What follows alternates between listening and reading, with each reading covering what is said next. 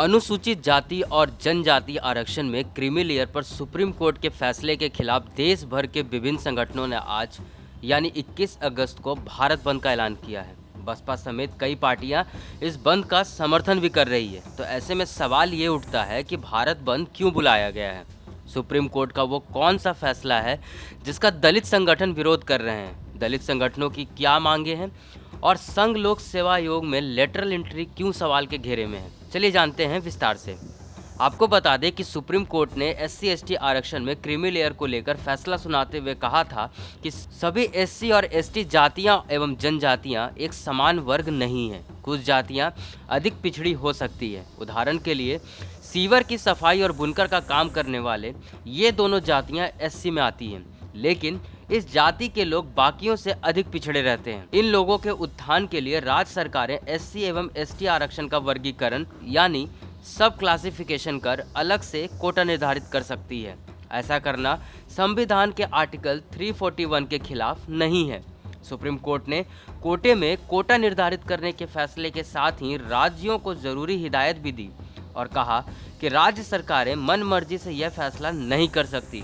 इसमें भी 2 शर्तें लागू होगी। चलिए इन 2 शर्तों के बारे में जानते हैं, जिसमें पहली शर्त है SC के भीतर किसी एक जाति को 100% कोटा नहीं दिया जा सकता और दूसरी SC में शामिल किसी जाति का कोटा तय करने से पहले उसके हिस्सेदारी का पुख्ता डेटा होना चाहिए। आपको बता दें कि सुप्रीम कोर्ट ने यह फैसला उन याचिकाओं पर सुनवाई के दौरान सुनाया था जिसमें कहा गया था कि SC और ST के आरक्षण का फायदा उनमें शामिल कुछ ही जातियों को मिल रहा है। इससे कई जातियां पीछे रह जा रही है और उन्हें मुख्य धारा में लाने के लिए कोटे में भी कोटा होना चाहिए।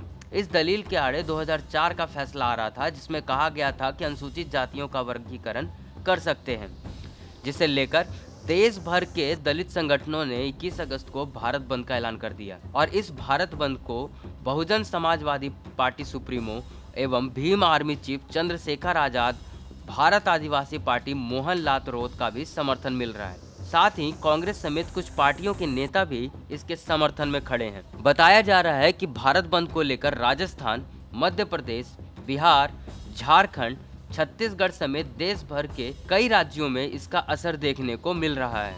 चलिए अब हम बात करते हैं लेटरल एंट्री की।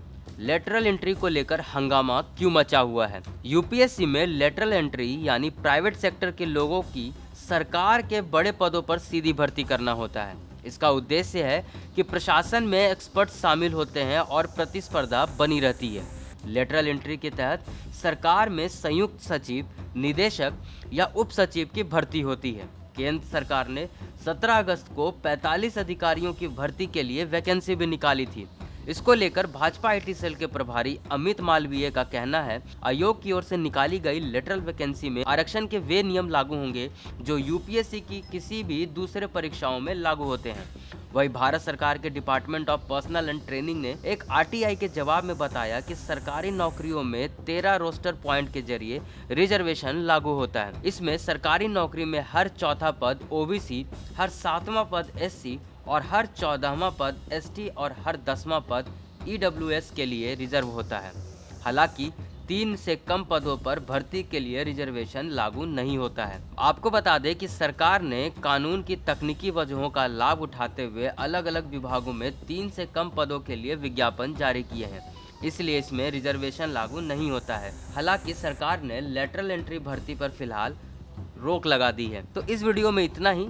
आगे की जानकारियों के लिए बने रहें हमारे YouTube channel IBC 24 UP UK के साथ। नमस्कार।